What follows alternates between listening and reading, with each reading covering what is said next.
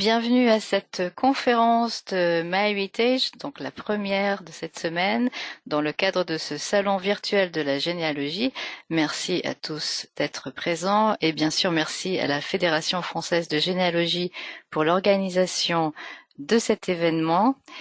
Puisqu'il s'agit de la première conférence de cette semaine, nous allons commencer par la base avec l'arbre généalogique en ligne. Je me présente brièvement. Mon nom est Elisabeth Zetland. Je suis née dans le Gers dans une famille italo-française, docteur en histoire médiévale. J'ai été d'abord country manager pour la France et les pays francophones et je suis actuellement, depuis avril 2016, membre de l'équipe de recherche généalogique de MyHeritage. Alors, bien sûr, MyHeritage est un site de généalogie sur lequel vous pouvez construire votre arbre généalogique, faire des recherches, c'est ce que nous allons voir aujourd'hui. Vous avez accès sur MyHeritage à 52 millions d'arbres généalogiques, à plus de 12 milliards de données historiques dans la base de données. Les arbres contiennent actuellement 4 milliards de profils et nous avons actuellement un peu plus de 50 millions d'utilisateurs. Et bien sûr, le tout est accessible en 42 langues, ce qui peut être effectivement très utile si vous avez une partie de votre généalogie à l'étranger. Alors, ce qui fait la différence de MyHeritage, c'est une technologie supérieure. Nous allons avoir un aperçu dans cette présentation. Je viens de le dire, une couverture globale internationale avec un accès en 42 langues et une grande base de données. Aujourd'hui, nous allons nous concentrer sur l'arbre généalogique. Et bien sûr, commençons par le commencement avec la création du compte.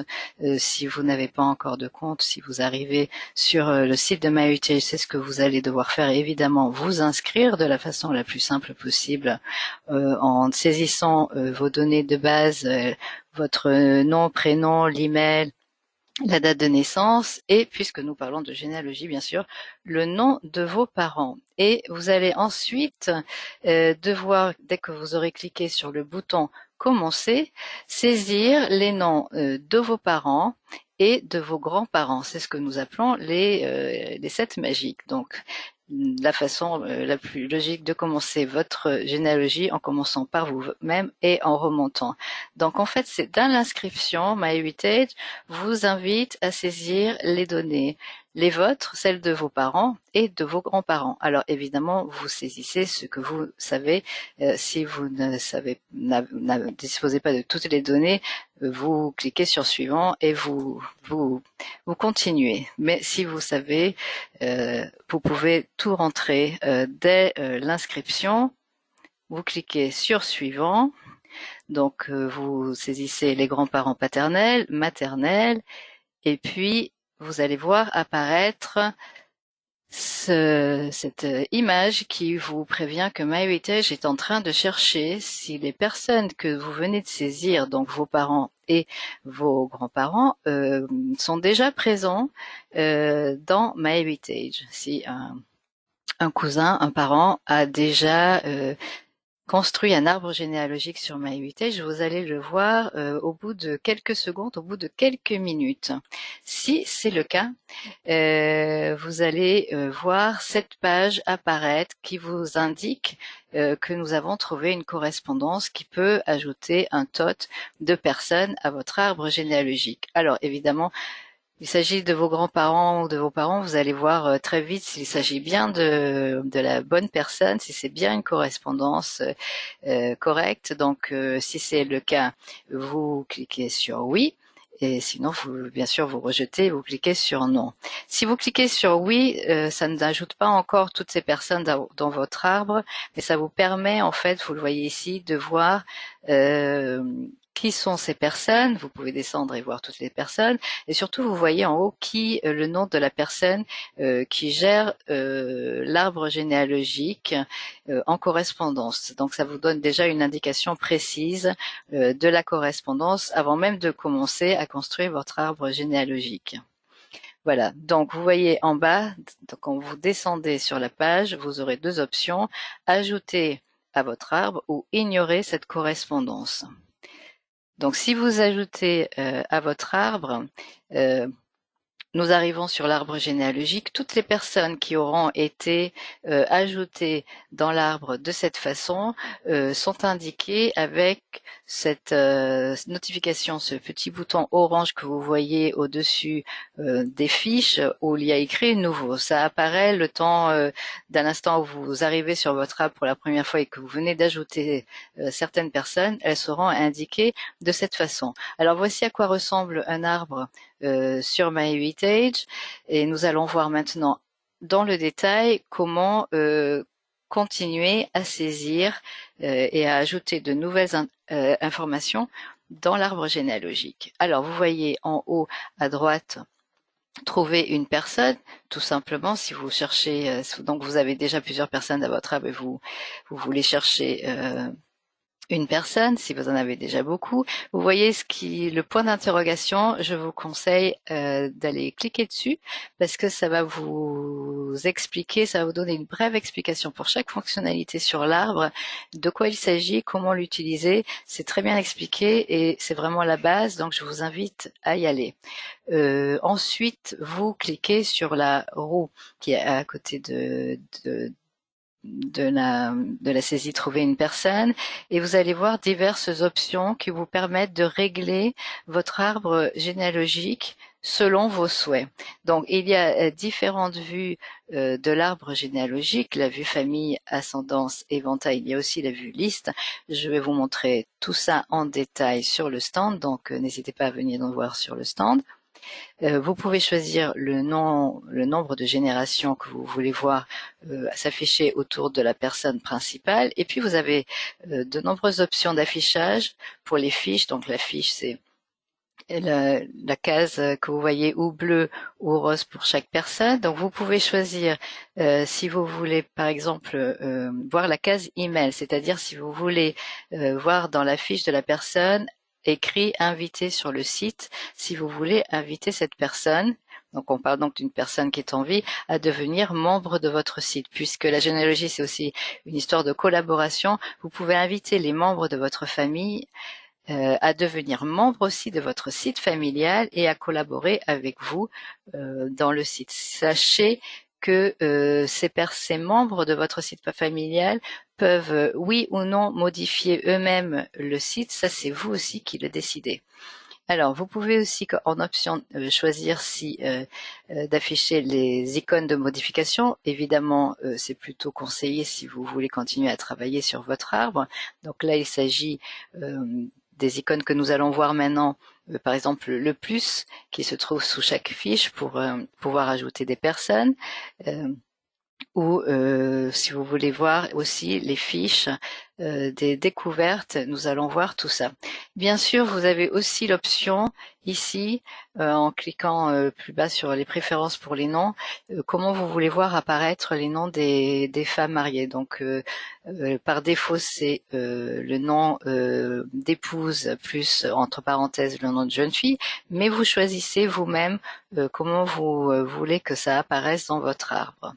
Donc vous voyez ici plusieurs options. Vous avez aussi l'option ici de pouvoir modifier le nom de votre arbre. Dès que vous cliquez dessus, vous allez voir une saisie qui vous permet de choisir le nom que vous voulez si vous voulez le changer. Vous pouvez de ces options aussi sauvegarder l'arbre, imprimer un graphique, ça va vous envoyer sur la page des graphiques. Ça, nous allons le voir dans une prochaine conférence cette semaine.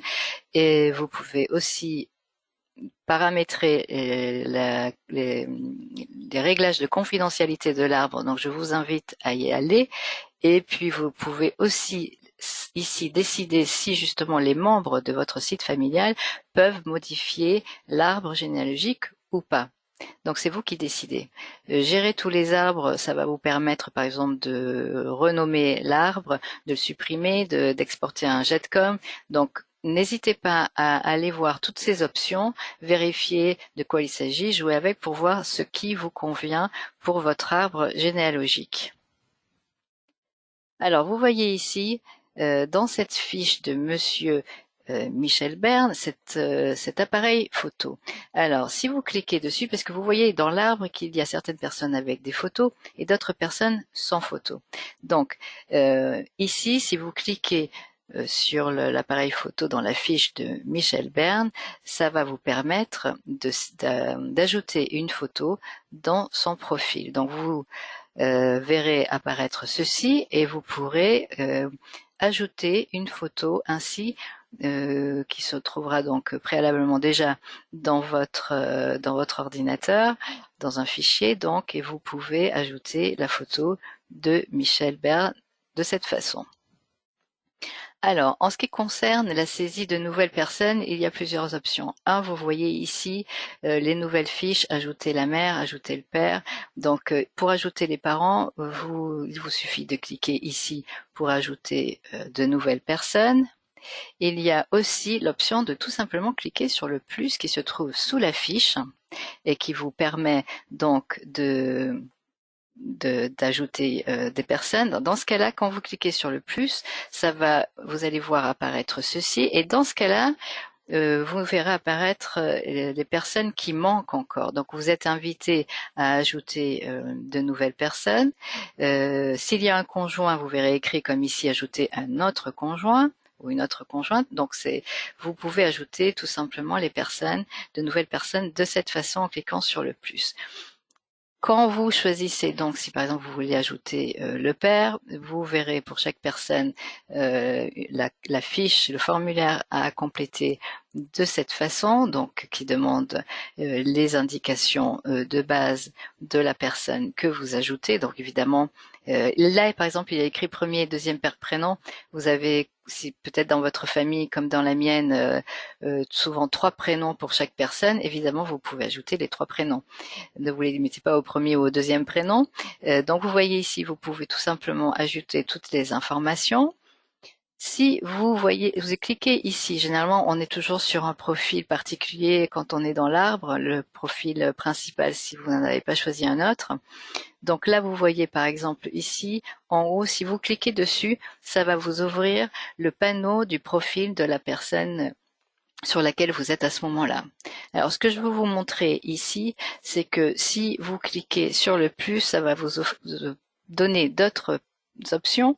L'option que ici je veux vous signaler, c'est celle de se connecter à une personne existante qui est essentielle si vous voulez saisir une nouvelle personne ou si vous avez une personne qui apparaît 2 fois dans par exemple, 2 cousines qui ont épousé 2 frères, vous signalez de cette façon que cette personne apparaît aussi à un autre endroit de l'arbre, mais qu'il s'agit bien de la même personne.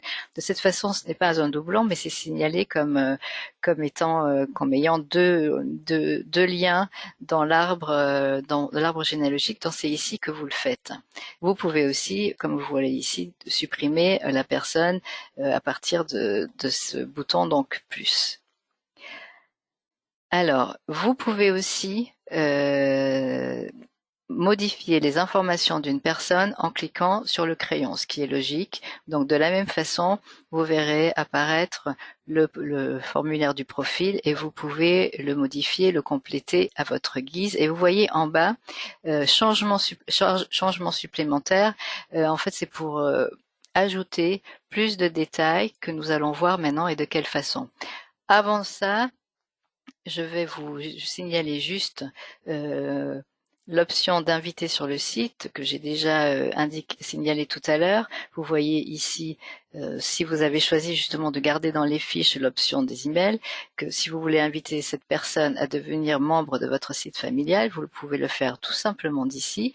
En allant sur cette saisie, il suffit d'entrer l'adresse email de cette personne et vous voyez ici que vous avez l'option ici dans le profil même. Vous voyez ici sur la gauche, vous voyez écrit inviter, c'est assez grand. Donc vous pouvez aussi le faire directement là ou dans le profil, dans la fiche. Voilà. Alors nous allons voir maintenant que quand nous cliquons donc dans le profil sur le lien pour ajouter des informations supplémentaires, ça va nous permettre d'afficher des faits, ça va nous permettre d'afficher d'autres informations, donc évidemment de base, comme la naissance, le mariage, le décès d'une personne, sa formation, ses études, si elle a émigré, son service militaire, dans le recensement, bien sûr avec les dates et les lieux, donc dans la base, et nous allons voir ça en détail.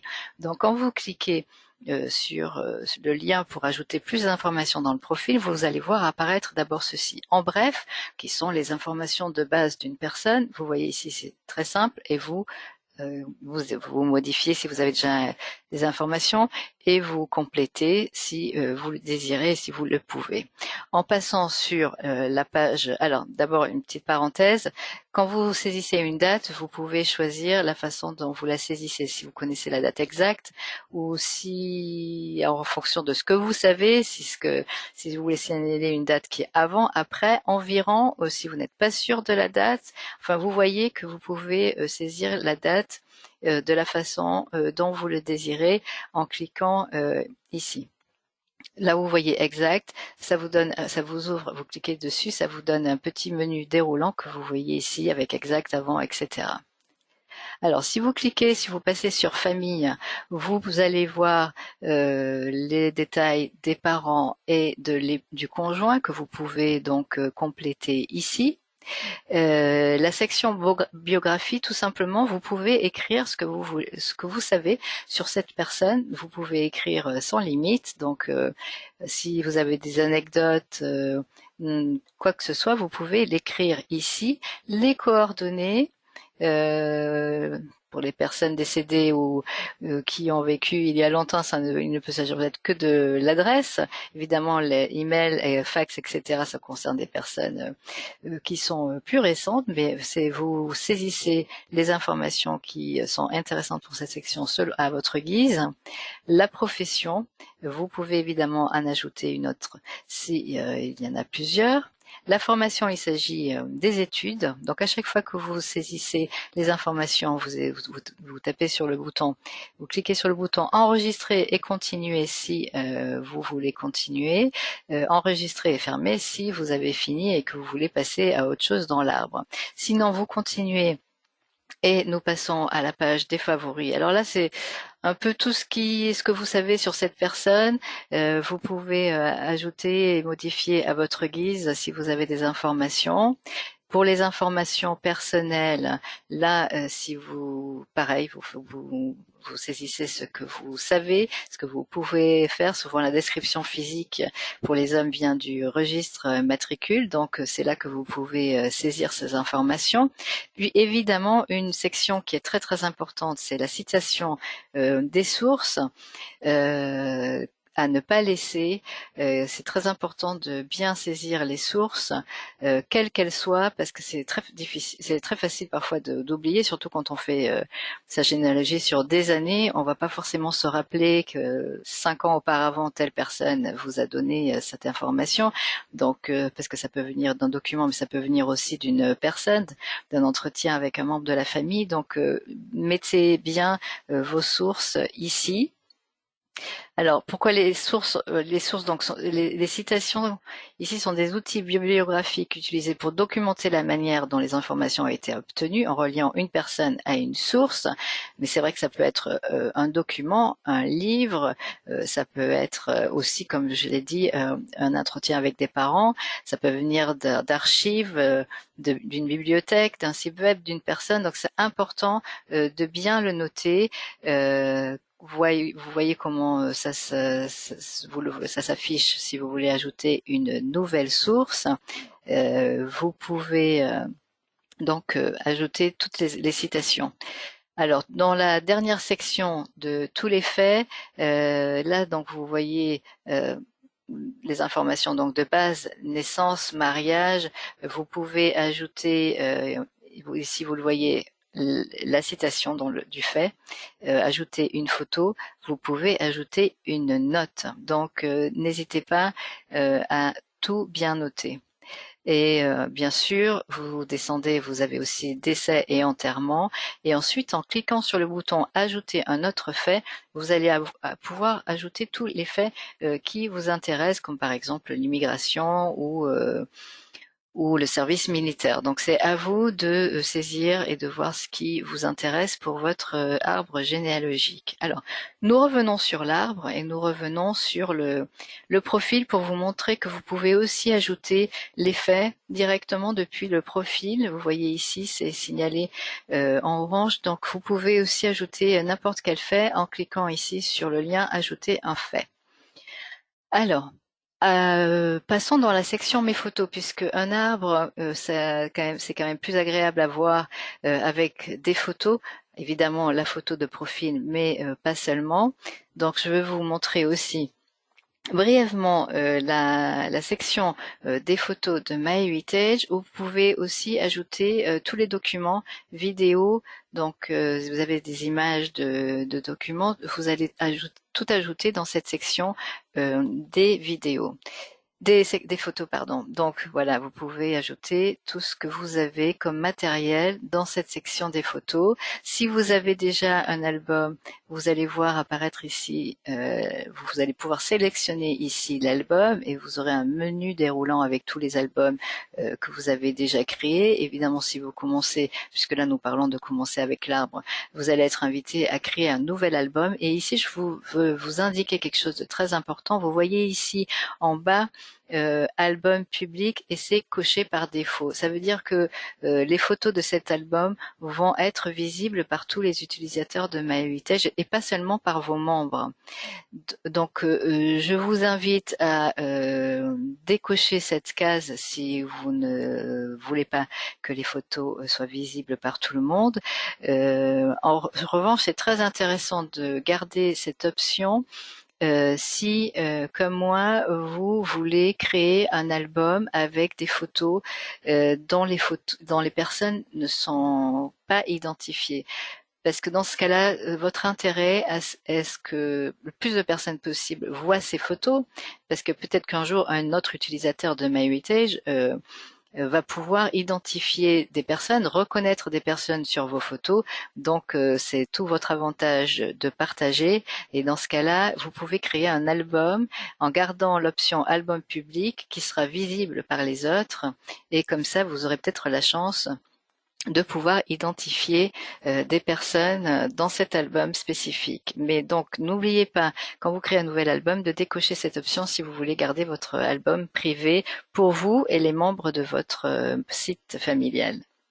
Alors, voici à quoi ressemble la page des photos quand vous avez donc plusieurs photos. Vous avez toutes vos photos commencent à apparaître comme ça, un peu en vrac.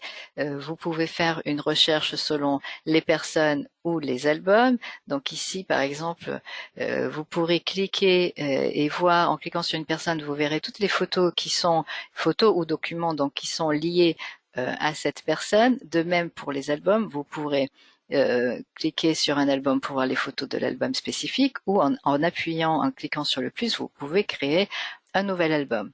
En haut, vous pouvez donc télécharger de nouvelles photos ou chercher une photo spécifique. Ici, nous allons voir une photo pour vous montrer à quoi ressemble quand vous cliquez sur une photo.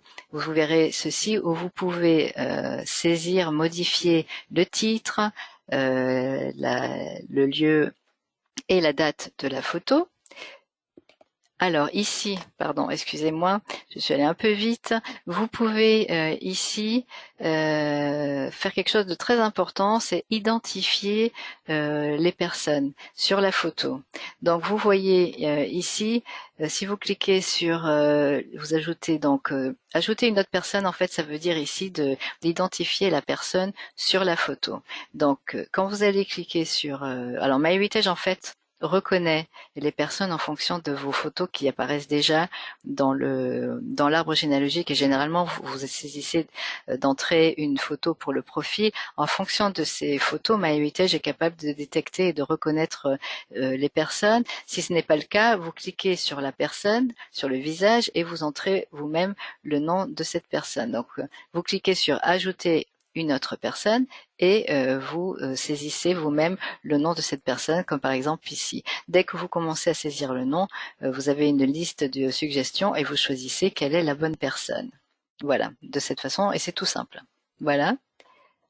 Alors, et puis évidemment, bien sûr, vous pouvez partager ce que vous pensez de cette photo avec les membres de votre site familial, et pas seulement, puisque vous pouvez, les membres de votre site pourront aussi écrire ce qu'ils pensent de la photo. C'est l'idée du partage et de la collaboration. Donc, ce que nous avons ici, c'est un arbre généalogique que nous avons vu venant de voir comment le construire. C'est une présentation assez rapide parce que nous n'avons pas beaucoup de temps à disposition, mais évidemment, si vous avez des questions, vous voulez en savoir plus, je vous invite à venir sur notre stand. Et puis évidemment, vous avez aussi la section photos, puisque les photos sont essentielles dans notre généalogie pour donner de la vie à notre arbre généalogique. Et puis évidemment, il est très important de partager, de collaborer avec les membres de votre famille, de chez vous, mais aussi depuis l'application mobile, où que vous soyez, donc n'hésitez pas. La recette magique, si nous voulons parler d'une recette magique, c'est donc évidemment de commencer par le début avec l'arbre généalogique que vous pouvez construire directement dans le site, ou évidemment, si vous avez déjà un arbre construit ailleurs, vous pouvez tout simplement télécharger un Jetcom si vous en avez un. Ensuite, n'oubliez pas d'inviter des membres de votre famille, surtout si vous savez que par exemple vous avez un oncle, une tante qui a beaucoup travaillé ou qui est très intéressé, ou des petits-enfants qui ont très envie eux aussi de travailler avec vous. Vous pouvez décider de les laisser modifier, saisir de nouvelles informations. Ça, c'est vous qui le choisissez, mais en tout cas, l'idée de partage passe par évidemment l'invitation des membres de votre famille. C'est vous qui le décidez, qui à votre guise. Donc, télécharger des photos et des documents. Vous avez la possibilité d'identifier les personnes et bien sûr, je viens de le dire, profitez-en avec votre famille. Voilà, j'en ai fini pour cette première conférence de la semaine. Je vous remercie et je vous invite à venir sur notre stand pour vos questions